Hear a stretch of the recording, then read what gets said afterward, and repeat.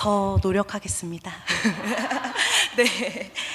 네, 네, 감사합니다. 지금 서초빌리지 관련해서 잠깐 이제 저희 서초빌리지가 어떤 것인지 또 어떤 열매가 있는지 나누려고 합니다. 특별히 오늘 이 자리에 모이신 성도님들을 통해서 또 우리 남녀 선교회를 통해서 정말 가르쳐 지키게 하라는 그 서초빌리지의 어떤 목적과 또 같은 그 주께서 주신 그 사명이 우리 서초교회 가운데 분명히 이루어질 것을 예수님의 이름으로 확신하며 기도합니다.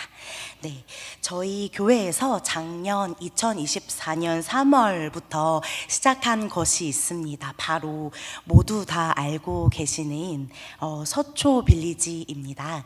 네, 제가 PPT가 있는데 한번 부탁드립니다. 네, 서초 빌리지인데요.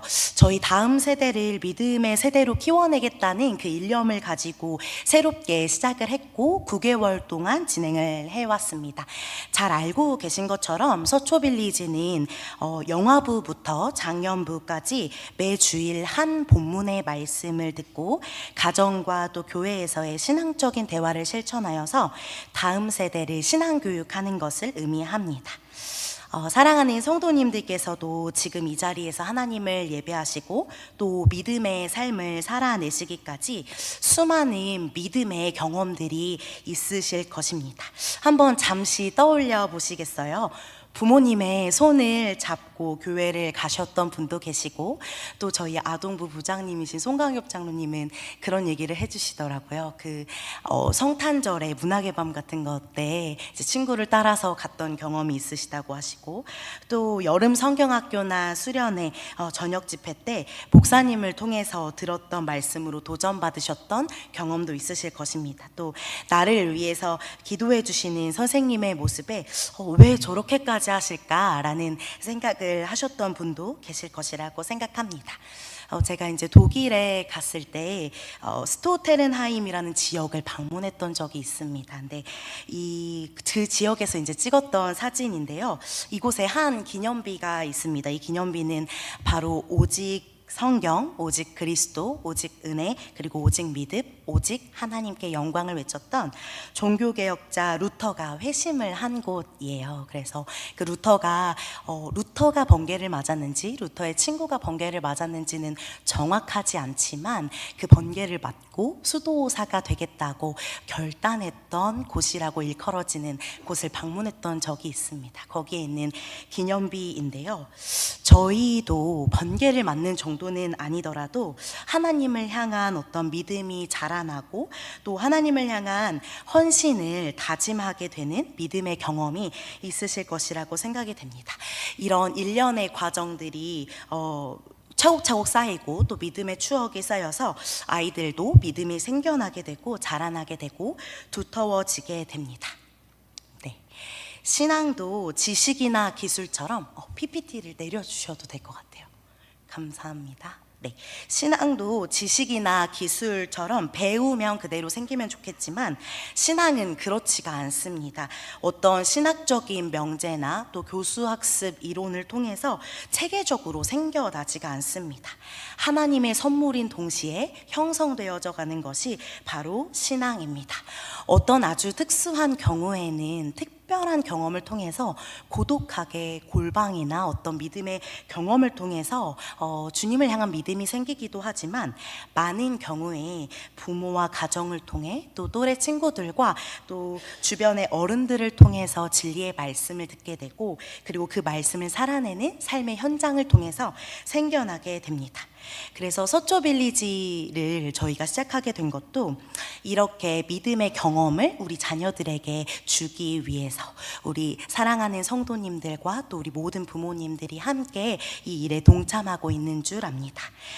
서초빌리지를 시작하면서 이 격언을 나누었었는데요. 모두 기억하실 것 같습니다. 한 아이를 키우기 위해서 온 마을이 필요하다라는 격언처럼 한 아이를 믿음의 세대로 키우기 위해서는 온 교회 공동체가 정말 간절하고 절실하게 필요합니다. 그래서 지난 9개월 동안에 이제 저희 서초교회는 온 교회 공동체가 매주일 같은 본문의 말씀을 들었습니다. 그리고 가정에서 나눌 수 있는 질문과 또 아침 인사, 저녁 기도문을 주보에도 실어서 가정에서도 하나님의 말씀으로 자녀들을 양육할 수 있도록 전해 왔습니다. 도전하고 또 그렇게 권해 왔는데요. 몇 가지 이제 각 가정에서 이 서초빌리지를 어떻게 적용하고 있는지 사례를 나누기 전에 저희가 9개월 동안 진행해 왔던 서초빌리지가 과연 무엇이고 또 그것의 핵심이 무엇인지 짧게 간략하게 살펴보고 사례를 살펴보려고 합니다. 네, PPT를 한번 보여주시면요. 네, 주보에 보시면 뒷면에 이렇게 저희가 서초빌리지를 계속해서 실어 왔고요. 저희가 이제 2025년에도 계속해서 이 서초빌리지를 진행해 가려고 합니다. 어찌 보면 이 서초빌리지는 우리의 평생에 걸쳐서 진행되는 일일 것입니다. 왜냐하면 우리 서초빌리지는 이 말씀에 순종하는 그 믿음의 결단을 가지고 시도한 일이기 때문인데요. 저희 신명기 6장 6절과 7절 말씀을 한번 같이 읽어보도록 하겠습니다. 시작.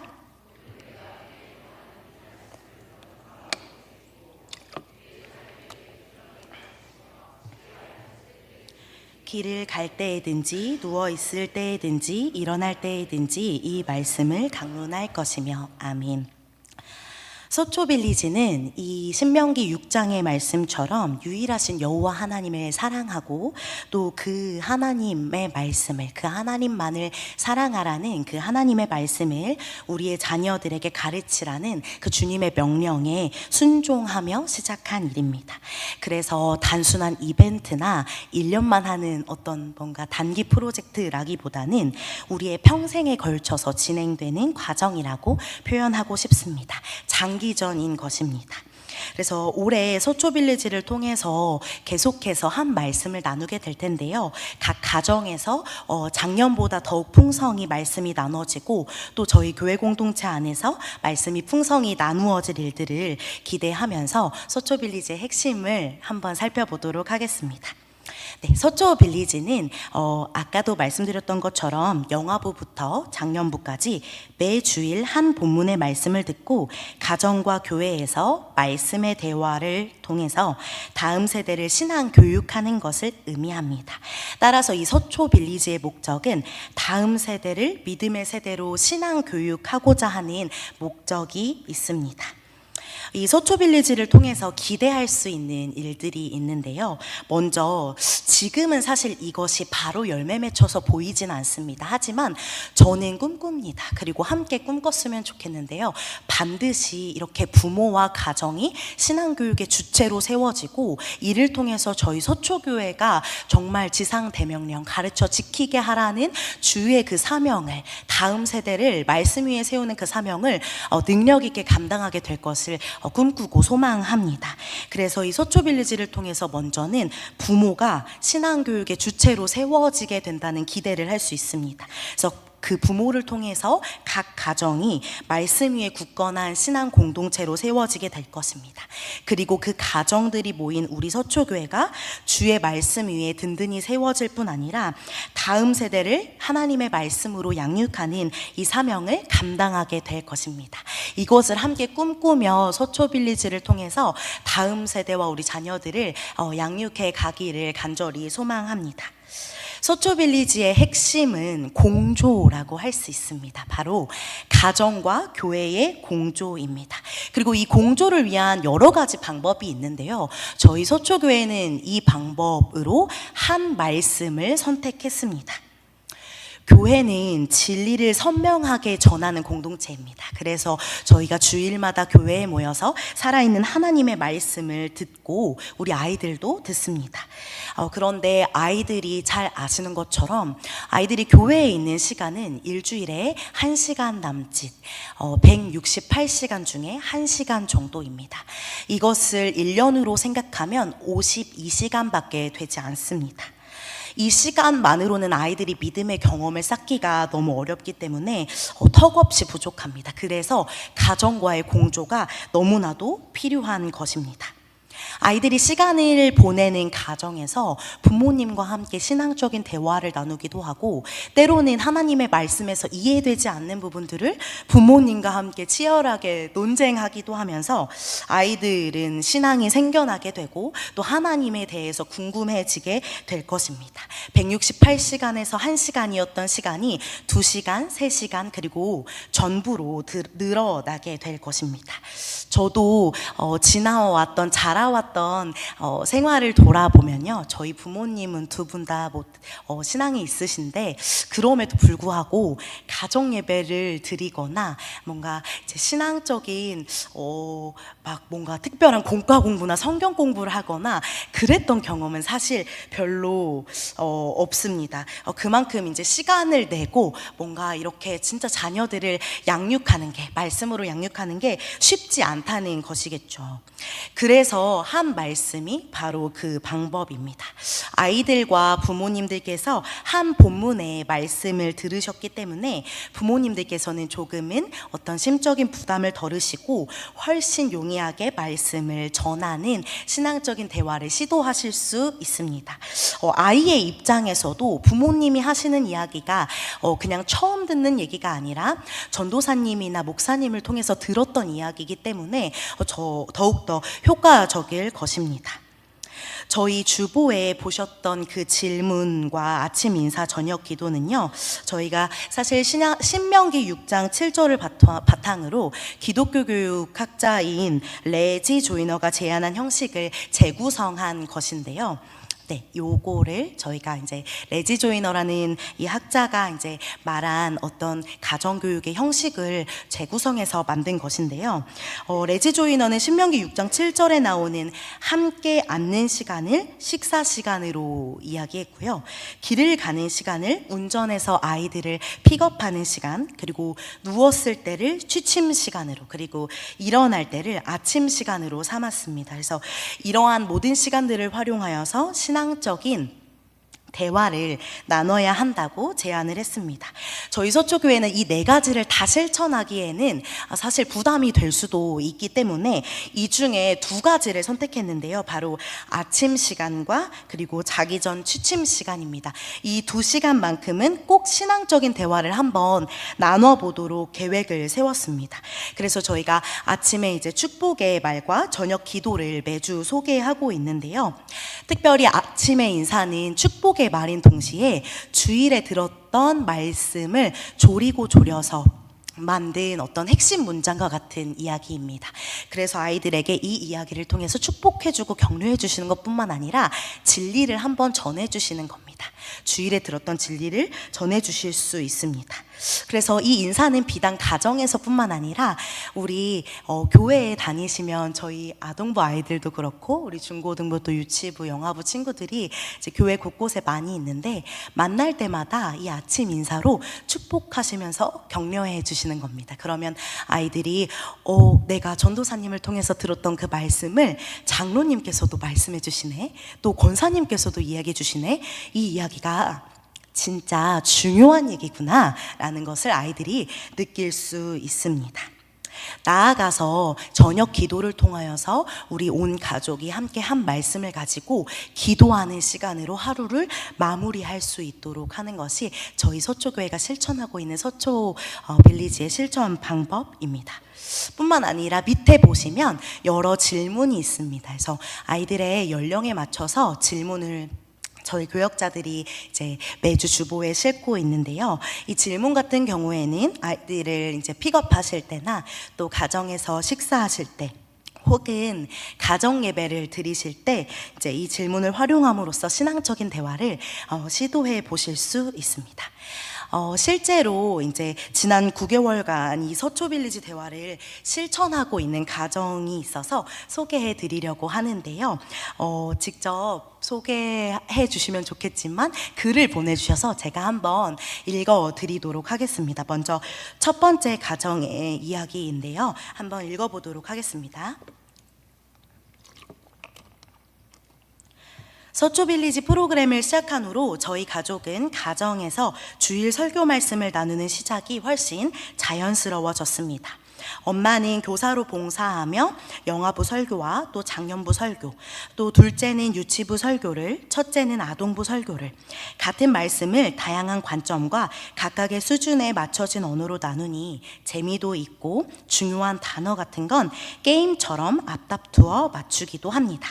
가정예배라는 거창한 형태가 아니라 자연스러운 나눔을 통해서 말씀을 한 번 더 상기하니 은혜가 큽니다.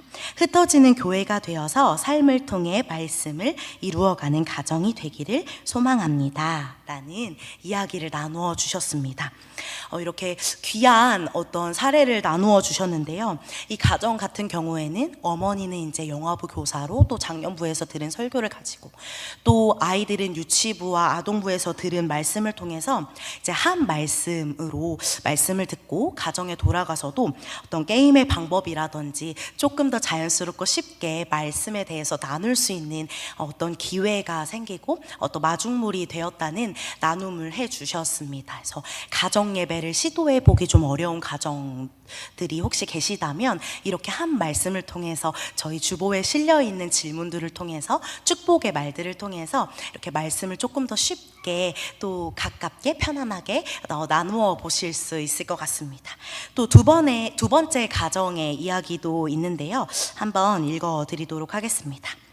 저희는 잘 때 서초빌리지 말씀을 가지고 기도를 시작하다가 4명의 가족이 항상 자기 전 감사 기도를 하는 습관으로 자리 잡았어요. 작은 습관인데도 까먹는 날에는 아이들이 먼저 기도하고 자야지 하고요. 작은 일에도 감사할 거리를 찾는 것이 가장 큰 수학인 것 같아요. 라고 나누어 주셨습니다.